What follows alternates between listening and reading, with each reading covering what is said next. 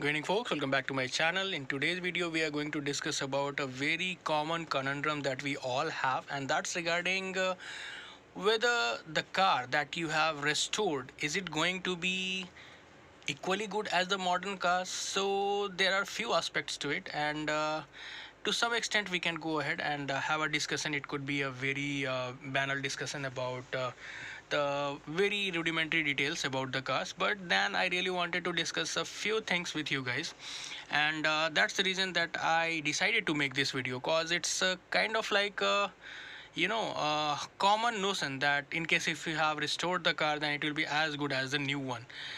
So let me break it to you in just one sentence. No, it will never be as good as the new car. You can have the emotional opinion or platonic love for it, but it will never be as good as the new car.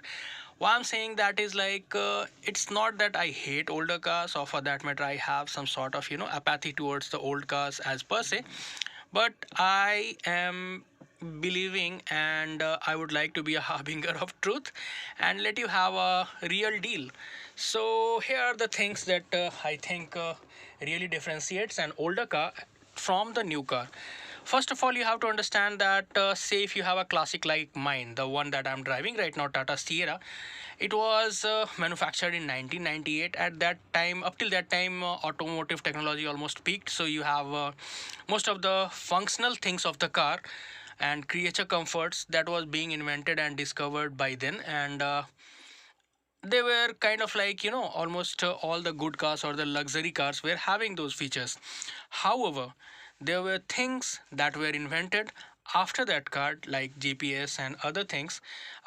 Say for the modern car, you have the touchscreen display, you have other creature comforts like better materials for seats, better materials in terms of plastics and dashboards, better uh, infotainment, as well as dials, gauges, which are going to inform you about more stuffs about the car.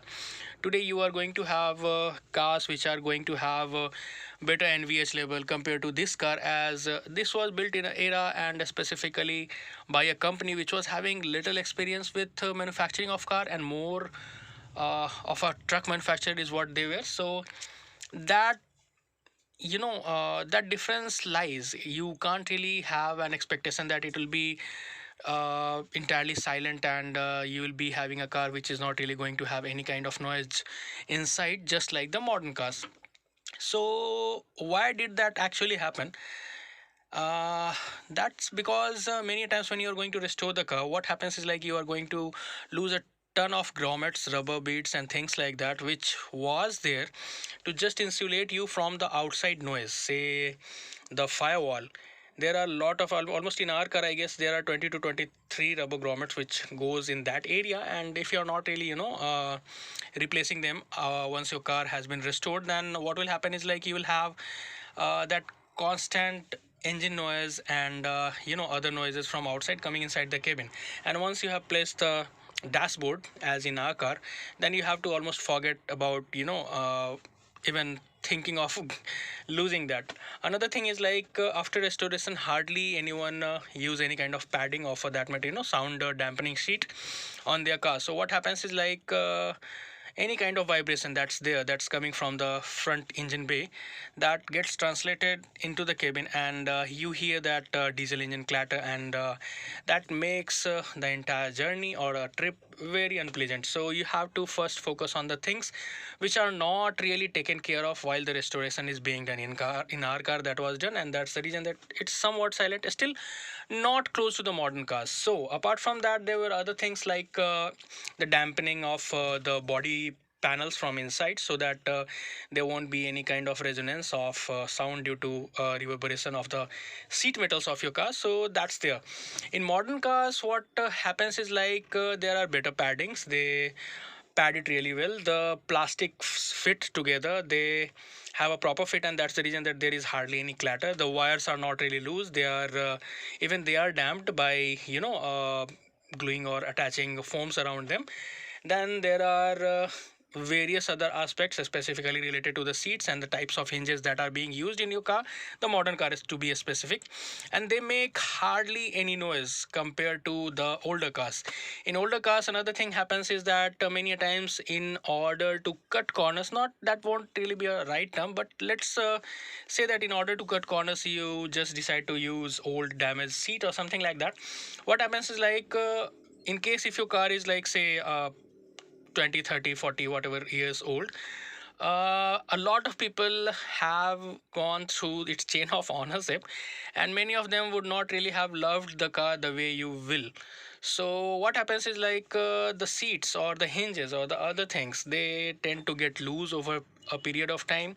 The rails along which the seat slides, that also gets loose, and whenever there is a jerk, or maybe like, not a very decent patch of road, you get somewhat, cranky feeling inside the car by just listening at the juddering of seats, or for that matter, those hinges. So that's another aspect. There would be clatter of loose wires here and there, so that's also there that you have to take care of. Then there would be, the buses that were being used in older cars were largely metal, or there were no buses at all many times, specifically for things which were not really, that much load bearing. And for by that, what I mean is like, the accelerator, brake, as well as the clutch levers, they were not really having rubber buses at the hinges or the fulcrum point. So that was the reason that they would make, strange kind of noise, and you won't really have those noises in modern cars. So that's another thing. Then there would be another aspect to it, and that is this: that many a times, if you are having the original air conditioner in your car, that won't really be that good, and you might need to up it and have the performance enhanced by having another setup for that. So that's there. Then music system, it won't really be that good. So these things are there, and you have to live with it. There's a fun in it, you will enjoy it. But if you are expecting that your car will be something like even the economic version of the modern cars, and be as silent as that, and be as economically viable as that, and as comfortable as that, then forget that. You are pursuing a goose that's not there at all. Leave the wild goose, phrase. It's non-existent. So there is no point of doing that. Instead of that, the goal should be to rather have the car as close to the originality as it was, and not really chase for the things which is not really possible, or maybe like, it's very unrealistic to go for it. Even if you are going to have it properly dampened, and you have the proper knowledge of the technologies that are being used for damping, and other aspect of the cars, like beat performance and other things, still, for a single car, investing so much of energy and time is not justified.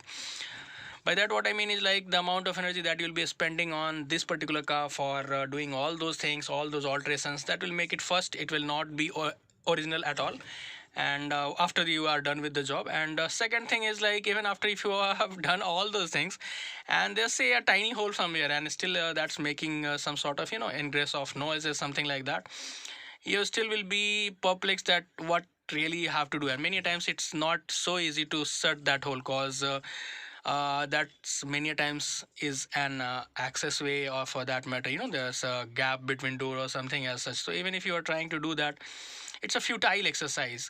In modern cars, you will be seeing that there are various paddings, there are stoppers at the door itself, there are brackets placed in the door, as in our car is there.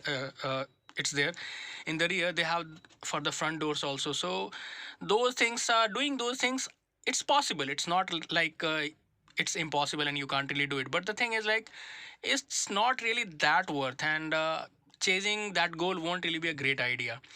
So I guess that considers almost all the aspect about the expectation of having a old car perform like new. You can have it, but it's not, justified fun. I guess you can have it. There's a culture of resto modding the old cars, and that you can obviously have it. You can have a chassis of say this car, some modern very good performing car, and then you can simply plonk the entire body of your classic upon it.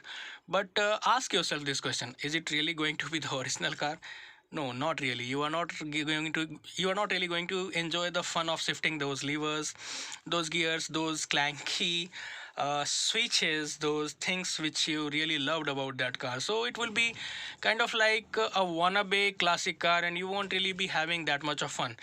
So I guess that included the basic aspects of the conundrum, and why it's worthless to expect your car to be performing just like any car from 21st century.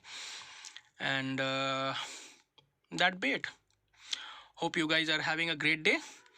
I'm going to ride this car I guess through this jungle for maybe an hour or so. Till the next time, stay tuned. And yeah, do let me know in case if you have any other query about the classic car. I guess in last few years having this Sierra and bunch of motorcycles, I have gained somewhat, enthusiasts experience about the motorcycles and cars. So maybe I can lead you through the darkness. So have a great day. Do let me in the comment section if you need anything else. Till the next time, stay tuned, build it, ride it.